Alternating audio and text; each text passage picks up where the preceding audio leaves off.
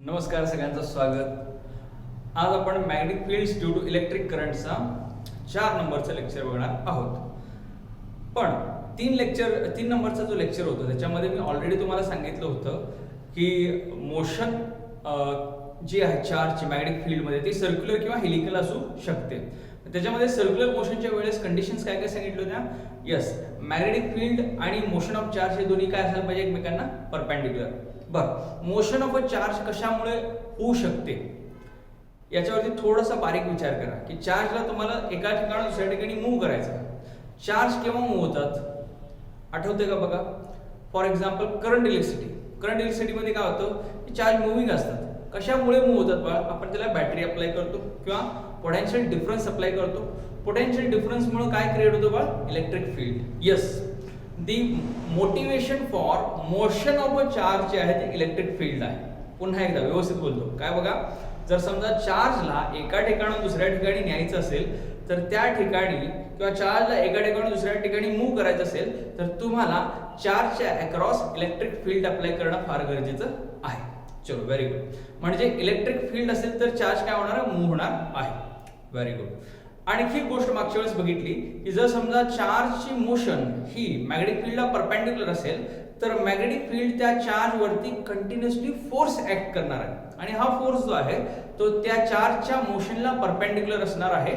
आणि असा फोर्स आपण लहानपणी शिकलेलो असतो. लहानपणी म्हणजे सर्क्युलर मोशन मध्ये. Okay, that is circular motion मध्ये फोर्स जो आहे तो मोशनला नेहमी परपेंडिक्युलर असतो. त्यामुळे त्या फोर्सला सेंट्रीपेटल फोर्स म्हणजे टुवर्ड सेंटर असलेला फोर्स असं म्हणतो. म्हणजे मॅग्नेटमुळे असलेला फोर्स जो आहे तो ह्या इलेक्ट्रिक फील्डला किंवा ह्या मोशन ऑफ दी चार्जला काय बनवत चाललेला आहे, सर्क्युलर बनवत चाललेला आहे. ठीक आहे. सो मॅग्नेटिक फोर्स जो आहे, पुन्हा एकदा मॅग्नेटिक फोर्स जो आहे तो चार्जला सर्क्युलर मोशन मध्ये कन्वर्ट करत आहे किंवा चार्जच्या मोशनला सर्क्युलर मोशन मध्ये कन्वर्ट करत आहे.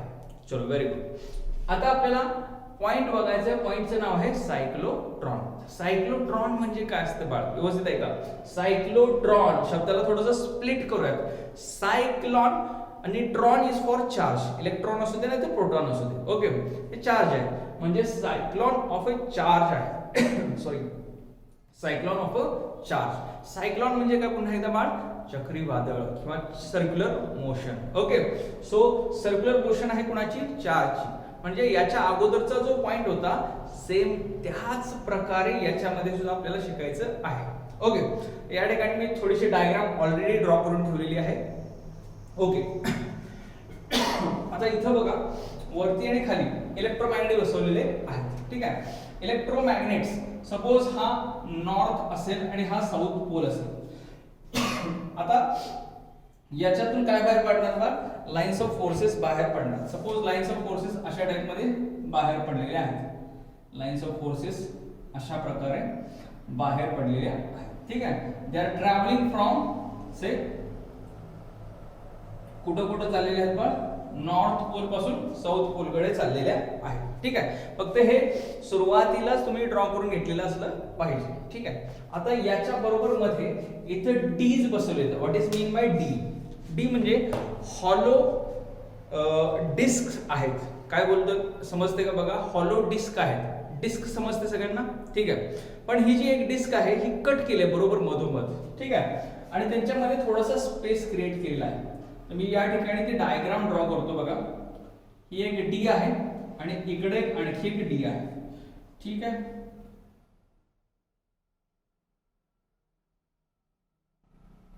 ही एक डी आणि ही एक डी. ओके, आता काय होतं बघा. तर या ठिकाणी एक इलेक्ट्रिक फील्ड अप्लाय केलेला आहे किंवा अल्टरनेटिंग सोर्स आपण याच्या अक्रॉस अप्लाय केलेला आहे. ठीक आहे. ह्या डीला आपण बाळ D1 असं म्हणूयात, या डीला आपण बाळ D2 असं म्हणूयात. ठीक आहे. तर या डीच्या बरोबर मधोमध या ठिकाणी पॉइंट P ला एक आयन जनरेटर आहे. आयन जनरेटर म्हणजे काय आहे, तर जो गॅसियस स्टेट मध्ये आयन्स फॉर्म करत आहे. चलो, ठीक आहे. या ठिकाणी आयन जनरेटर आहे पॉइंट P ला. या ठिकाणी आयन फॉर्म झालेला आहे. ठीक आहे.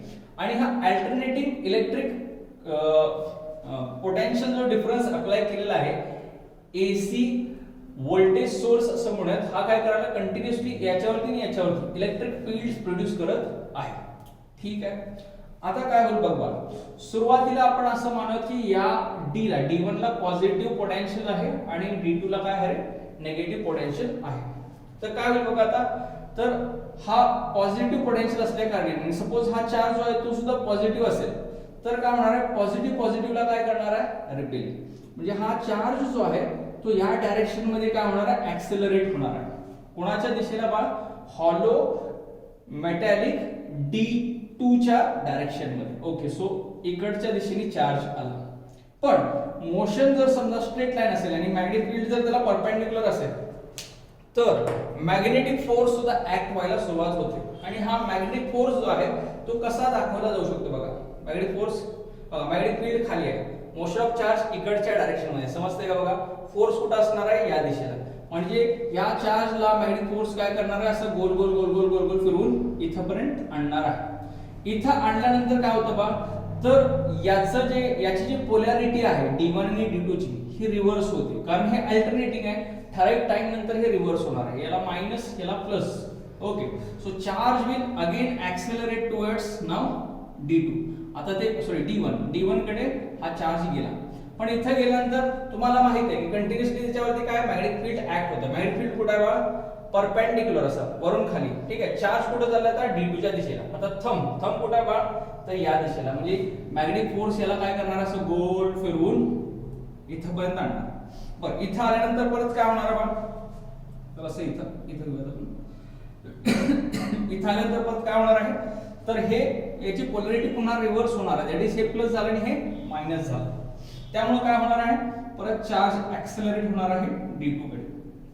आता इथं आल्यानंतर मॅग्नेटिक फील्ड कंटिन्युअसली ऍक्ट होत असल्यामुळे हे पुन्हा गोल फिरून इथपर्यंत येईल. सॉरी. ओके, तर आता इथून पुढे काय होणार बाळा, इथपर्यंत आल्यानंतर म्हणजे आता इलेक्ट्रिक फील्डची पुन्हा पोलॅरिटी चेंज होणार आहे. म्हणजे काय होणार आहे, हे मायनस होणार आहे, हे प्लस होणार आहे. आता पॉझिटिव्हला रिपेल करणार आहे, हे इथपर्यंत आणणार. इथं आल्यानंतर परत इलेक्ट्रिक मॅग्नेटिक फील्ड काय करणार, याला सर्क्युलर मोशन करायला भाग पाडणार आहे. ठीक आहे, आणि अशा पद्धतीने हा चार्ज जो गोल गोल गोल गोल गोल फिरून काय होणार आहे, इथं असणाऱ्या ह्या विंडो मधून बाहेर पडणार आहे आणि इथं असणाऱ्या टार्गेट T वरती जाऊन काय करणार आहे, तो हिट करणार आहे. सो हे जाऊन टार्गेट T ला जाऊन हिट केलेला आहे. ठीक आहे, सो याला जर व्हर्टिकल प्लेन मधून जर समजा आपण बघितलं, वरून जर बघितलं आपण, ठीक आहे, व्हर्टिकल व्ह्यू मध्ये बघितलं तर काय दिसणार आहे बघा, दोन D's आहेत. ठीक आहे, सुरुवातीला चार्ज पॉइंट P ह्या लोकेशनला तयार झालेला आहे. ठीक आहे, इलेक्ट्रिक फील्ड मुळे तो इथे गेला, मॅग्नेटिक फील्ड मुळे गोल फिरून इकडे आला. ठीक आहे, इथून इथं आल्यानंतर परत इलेक्ट्रिक फील्ड मुळे इथपर्यंत आला, इथून मॅग्नेटिक फील्ड मुळे पुन्हा गोल फिरला, परत इलेक्ट्रिक फील्ड मुळे इथपर्यंत आला, परत मॅग्नेटिक फील्ड मुळे गोल फिरला, परत इलेक्ट्रिक फील्ड मुळे इकडे आला, परत मॅग्नेटिक फील्ड मुळे. सो कंटिन्युअसली इलेक्ट्रिक आणि मॅग्नेटिक फील्ड त्यांचा रोल जे आहे ते प्ले करत आहेत. ठीक आहे, इलेक्ट्रिक फील्ड काय करतं, त्याला स्पीड मध्ये एका रेषेमध्ये पुढे ढकलतं, म्हणजे ते D2 कडून D1 कडे असो किंवा D1 कडून D2 कडे असते. ठीक आहे, आणि मॅग्नेटिक फील्ड काय करतं, त्याला कंटिन्युअसली गोल फिरवायचा प्रयत्न करत आहे.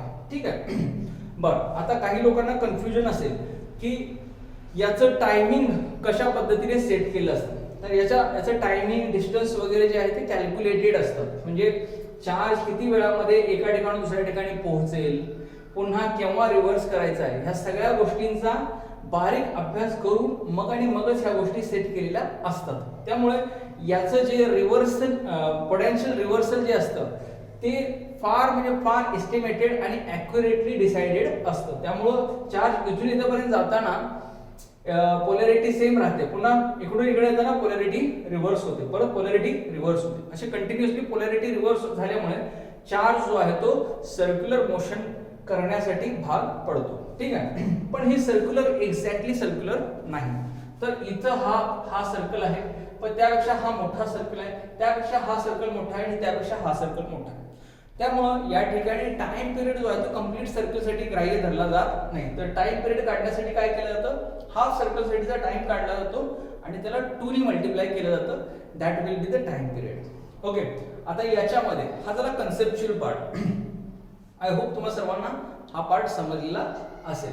ओके, आता आपल्याला बाळ काय करायचं आहे, सगळे डेरिव्हेशन्स बघायचे जे की ऑलरेडी आपण कालच्या लेक्चरमध्ये किंवा अगोदरच्या लेक्चरमध्ये बघितलेले आहेत. दॅट इज मोशन किंवा circular motion of the charge inside magnetic field. Okay, आज आपण ते सगळे डेरिव्हेशन्स पुन्हा एकदा बघणार आहोत. मी ही डायग्राम रब करतोय, तुम्ही ही ड्रॉ केलेली असणं गरजेचं आहे. ओके,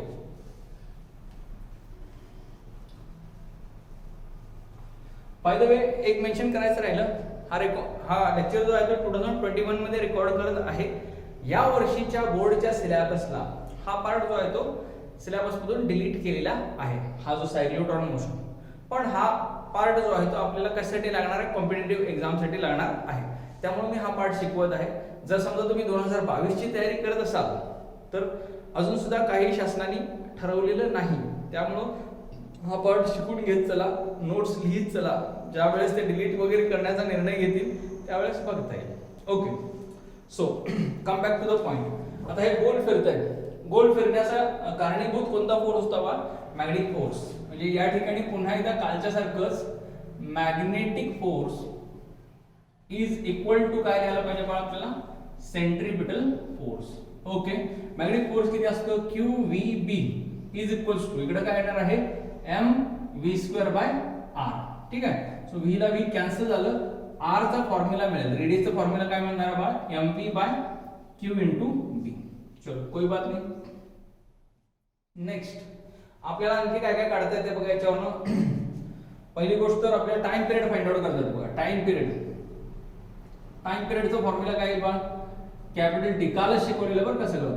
ठीक आहे, सो तेव्हा याच्या अगोदरच्या लेक्चरला शिकवलेलं 3 नंबरच्या याच्यामध्ये. Okay, time period T equals to काय, डिस्टन्स 2πr डिवाइडेड बाय खाली काय घेतलं होतं, वेलोसिटी v. पण वेलोसिटी याच्यावरून मिळू शकते बघा, velocity v is equals to काय मिळते बघा, तर qbr डिवाइडेड बाय खाली काय येते m, आहे का नाही. सो इथं व्हॅल्यू जर प्लेस केली तर टाइम पिरियड मिळू शकतो. t is equals to 2πr divided by v ची व्हॅल्यू किती आहे बघा, qbr डिवाइडेड बाय खाली काय आलं m. r ला r कॅन्सल झालं, so time period t is equals to काय मिळणार बघा, 2πm डिवाइडेड बाय खाली काय मिळालं, q * b. ओके, नेक्स्ट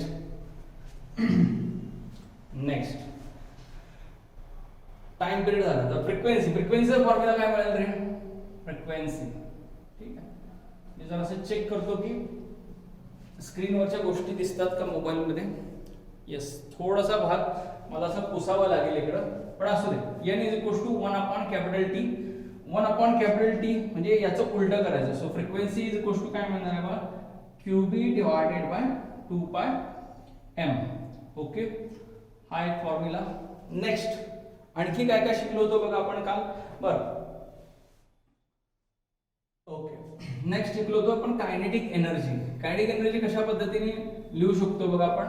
जरासं मी वेलोसिटीच्या फॉर्म्युला तसंच ठेवतो जेणेकरून आपल्याला कायनेटिक एनर्जी बनवता येईल. ओके, सो कायनेटिक एनर्जी आपण काल बघितली होती. कायनेटिक एनर्जी कशा पद्धतीने, kinetic energy is equals to formula काय सांगितलं होतं, 1/2 mv². So that becomes 1/2 m * v चा स्क्वेअर म्हणजे काय येणार बा, qbr/m चा स्क्वेअर, आहे की नाही. So that becomes 1/2 m q² b² r² by खाली काय आलं होतं, m². त्यातला एक m कॅन्सल झाला होता. So kinetic energy is equals to काय मिळालं बघा, q² b² r² बाय खाली काय आलं, ट्वाइस ऑफ m. ठीक आहे बघा, मी 3 नंबरच्या व्हिडिओ लेक्चर मध्ये एक मिस्टेक केलेली आहे, तर ती मी तिथं खाली कमेंट मध्ये पण सांगितलेलं आहे. 16.50 काहीतरी टाइमला कायनेटिक एनर्जीचा फॉर्म्युला इथं डिनॉमिनेटरला 2 यायला पाहिजे होतं मागच्या लेक्चर मध्ये, जे लिहिलेलं नाही मी चुकून. सो मी ते या ठिकाणी सुद्धा मेन्शन करत आहे. ओके, सो कायनेटिक एनर्जी माहित झालं. ठीक आहे, वेलोसिटी माहित झाली, फ्रिक्वेन्सी, टाइम पिरियड, सगळ्या गोष्टी ज्या आहेत काल जे पॉइंट बघितलेले आहेत आपण सर्क्युलर मोशनचे, सेम टू सेम त्याच प्रकारे याच्यामध्ये सुद्धा येत असतात. ठीक आहे, ओके, हा पार्ट मी आता पुसून टाकत आहे.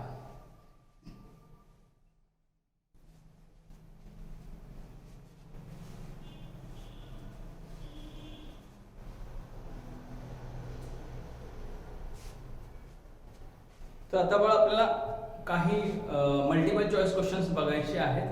So will go for them. Okay, तर दोन क्वेश्चन्स लिहिलेले आहेत मी या ठिकाणी. ठीक आहे, पहिला क्वेश्चन AIEEE 2002 ला विचारला 2002 मध्ये. Question is the time period of a charge particle undergoing A circular motion in A uniform magnetic field is independent of its. ते काय विचारतात, कशावरती डिपेंड नाही. ठीक आहे, ऑप्शन ए आहे स्पीड, ऑप्शन बी आहे मास, सी आहे मॅग्नेटिक इंडक्शन, डी आहे चार्ज. तर काय विचारले बघा, टाइम पिरियड जो आहे, टाइम पिरियड कशावरती डिपेंड नाही. तर टाइम पिरियडचा फॉर्म्युला काय होता, T = 2πm divided by Q * B. बरं, टाइम पिरियडच्या फॉर्म्युल्यात मास आहे, चार्ज आहे, मॅग्नेटिक फील्ड आहे. मग मास, मॅग्नेटिक फील्ड आणि चार्ज हे तीन ऑप्शन्स असू शकत नाही. So correct answer is speed. Speed वरती टाइम पिरियड जे आहे ते डिपेंड नाही. कन्फ्युजन होऊ शकते, एखाद्या स्टुडंटला वाटू शकते की अरे नाही, स्पीड जो आहे तो स्पीड वाढवलं तर टाइम पिरियड कमी व्हायला पाहिजे, but it is independent of the speed. लक्षात ठेवा. ओके, कन्फ्युजिंग क्वेश्चन होता. नेक्स्ट, AFMC 2007 ला, AFMC 2007 ला विचारलेला क्वेश्चन आहे. The speed of electron in uniform magnetic field may be, म्हणजे the path of electron in uniform magnetic field may be, म्हणजे इलेक्ट्रॉनचा पाथ जो आहे तो कसा कसा असू शकतो. पहिला ऑप्शन आहे हेलिकल बट नॉट सर्क्युलर. दुसरा म्हणताय नायदर हेलिकल नॉर सर्क्युलर, म्हणजे सर्क्युलर हेलिकल दोन्ही पण असू शकत नाही. तिसरा म्हणताय आयदर हेलिकल ऑर सर्क्युलर, म्हणजे हेलिकल किंवा सर्क्युलर असू शकतो. आणि चौथा ऑप्शन म्हणतोय की सर्क्युलर बट नॉट हेलिकल. तर कालच सांगितले बा, ज्या वेळेस मॅग्नेटिक फील्ड मोशन ऑफ चार्जला परपेंडिक्युलर असते त्यावेळेस पाथ कसा असतो, सर्क्युलर.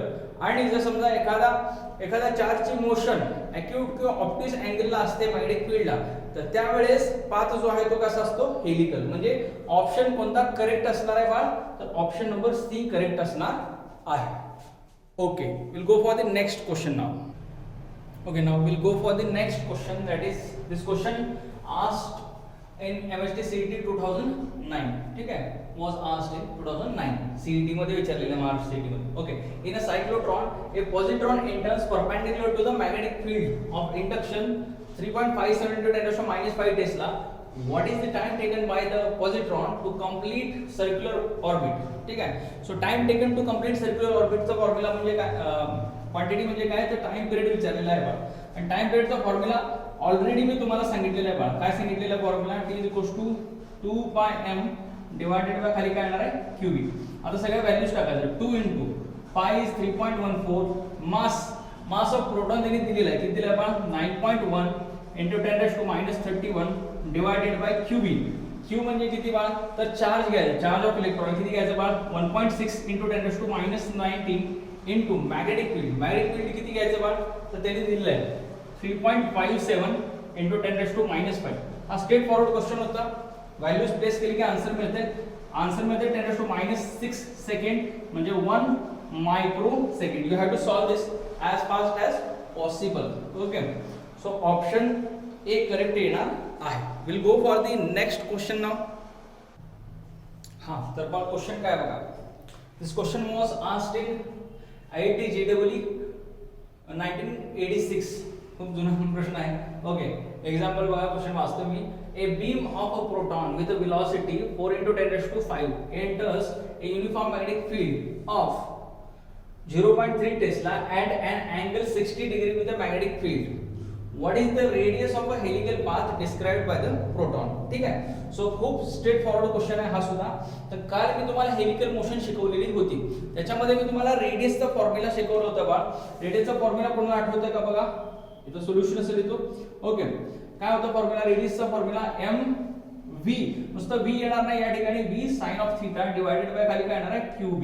ओके, या क्वेश्चन मध्ये mp आणि qp दिलेलं आहे, म्हणजे मास ऑफ प्रोटॉन आणि चार्ज ऑफ प्रोटॉन दिलेलं आहे. मी ते लिहिलेलं नाही, I'll write them directly. Okay, so mass of proton किती असते बा, 1.67 × 10⁻27. So 1.67 × 10⁻27. velocity किती सांगितले बा, 4 × 10⁵ into sin 60 घ्यायला पाहिजे, अँगल स्ट्रेट फॉरवर्ड दिलेला आहे. Okay, so charge of proton किती असते बा, 1.6 × 10⁻19 into मॅग्नेटिक फील्ड किती आहे बा, 0.3 टेस्ला. ठीक आहे, जेवढा बारीक तुम्ही सगळ्या व्हॅल्यूज व्यवस्थित लिहू शकाल तेवढं तुमचं आन्सर जे आहे ते करेक्ट येणार आहे, ॲक्युरेट येणार आहे. याचा आन्सर येते 1.2 × 10⁻². Okay, so 1.2 × 10⁻² metre. I think I have written a wrong option इथं. ऑप्शन बी जो आहे तो करेक्ट येतो. काय येणार आहे 1.2 × 10⁻² metre. Okay, so will go for the next question now. Okay, let us read the question.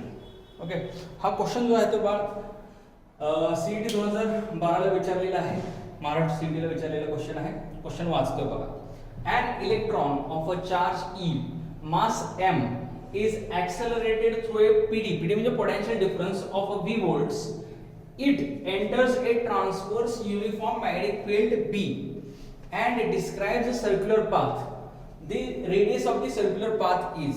ठीक आहे, आपल्याला रेडियसचा युजुअल फॉर्म्युला माहित आहे. आपल्याला काय फॉर्म्युला माहित आहे बाळ रेडियसचा?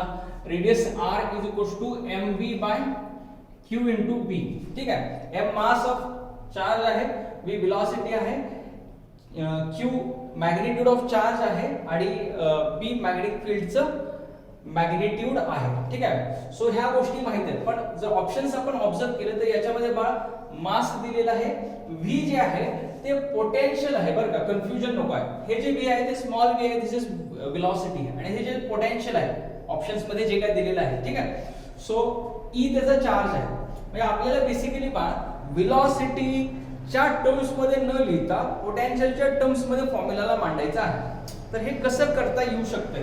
तर पहिल्यांदा आपण एक विचार करूयात की कायनेटिक एनर्जी जी आहे ती स्टॉपिंग पोटेन्शियल एवढी असू शकते. मी लास्ट लेक्चरला पण हे सांगितले बरं का, that is 1/2 mv² = work done by stopping potential. इथं असं पण लिहू शकतो, kinetic energy = work. Okay, work डनचा फॉर्म्युला काय असतो बाळा? Charge into potential.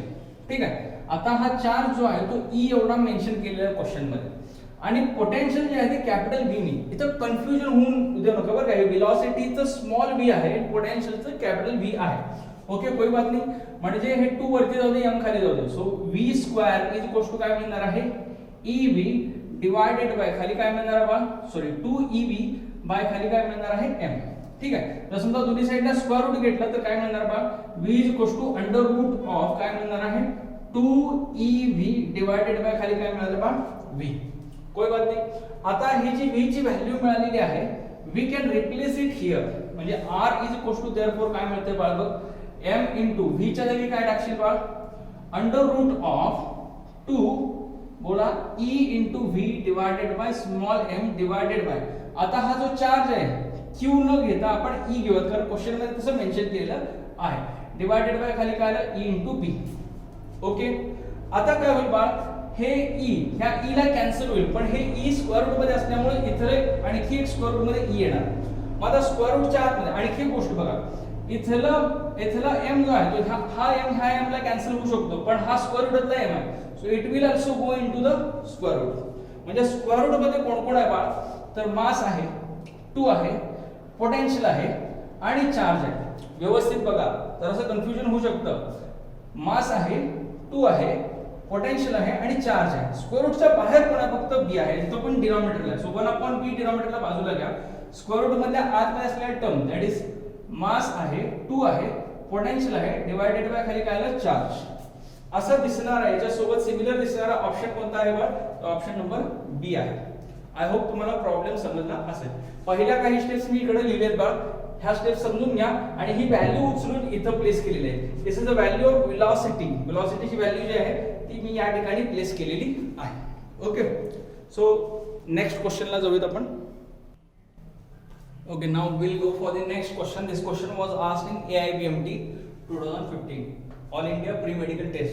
NEET से जो previous version आहे ते. Okay. A proton and an alpha particle both enter a region of uniform magnetic field B. म्हणजे एक प्रोटॉन आहे आणि एक अल्फा पार्टिकल आहे, हे दोघं सुद्धा एका मॅग्नेटिक फील्ड मध्ये गेलेले आहेत B ह्या मॅग्निट्यूडच्या. Moving at right angles. Yes, तुम्हाला माहित आहे एखादा चार्ज मॅग्नेटिक फील्डला राईट अँगल मध्ये गेला तर मॅग्नेटिक फील्ड त्याचं काय करतो, तर त्याला गोल गोल फिरवतो, है की नाही? सो चार्जेसनी मॅग्नेटिक फील्डच्या वाकड्यात जाऊ नये. Okay, jokes apart, moving at right angles, ठीक आहे, to the field B if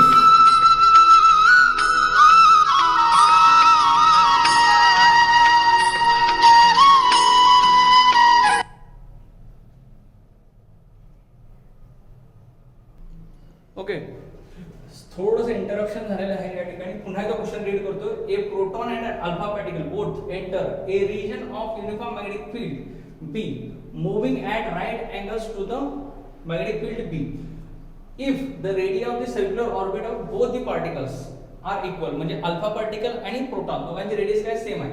तर kinetic energy acquired by the proton हे किती सांगितलेलं 1 मेगा इलेक्ट्रॉन व्होल्ट.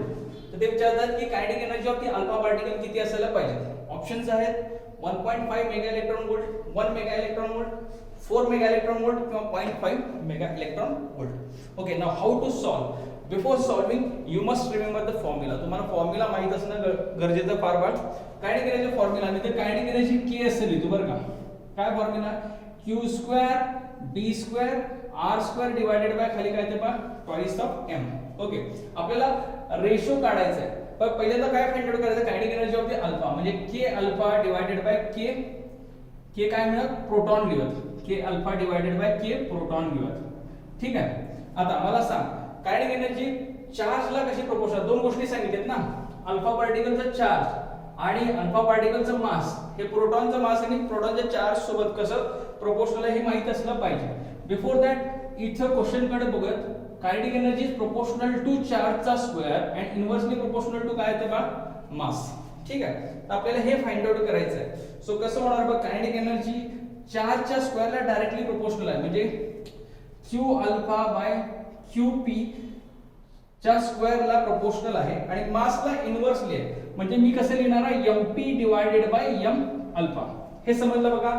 डायरेक्टली असेल तर अल्फा समोर अल्फा, प्रोटॉन समोर प्रोटॉन.